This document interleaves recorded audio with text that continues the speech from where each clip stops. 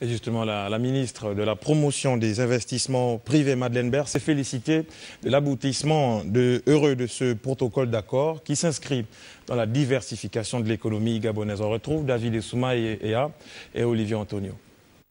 Le Gabon s'est engagé depuis plusieurs années dans la diversification de son économie et de ses partenaires. Le protocole d'accord signé entre le gouvernement gabonais et le groupe IUA s'inscrit dans cette logique, cela avec pour ambition de promouvoir les investissements privés au Gabon. C'est une note de satisfaction pour le Gabon. C'est une note de satisfaction parce que la visite du président Yuan, qui est également vice-président de la Chambre de commerce internationale, est la conséquence de la visite d'État que le chef de l'État a réalisée en Chine.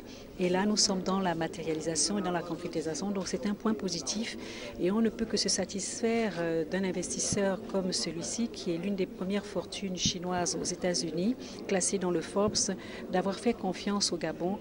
C'est la preuve vraiment que le Gabon est une véritable terre d'opportunités, puisque, comme vous le voyez, plusieurs milliards vont être investis. C'est la preuve que les investisseurs se trouvent en confiance dans notre pays. Ces projets ont été identifiés comme étant prioritaires dans le plan de relance économie qui a été présenté au chef de l'État et validé. Donc ça participe justement de la création d'un véritable tissu industriel, d'une véritable chaîne de valeur, avec bien évidemment un fort taux d'employabilité, soit dans le domaine de l'emploi direct ou des emplois indirects, avec ce tissu entrepreneurial qui est nécessaire à cette inclusion sociale et financière que nous souhaitons. L'arrivée au Gabon des investisseurs chinois obéit à l'invitation du président de la République, chef de l'État Ali Bongo Ondimba, à venir explorer d'autres opportunités d'investissement qu'offre notre pays, le Gabon. C'était lors de sa visite d'État en Chine en décembre 2016.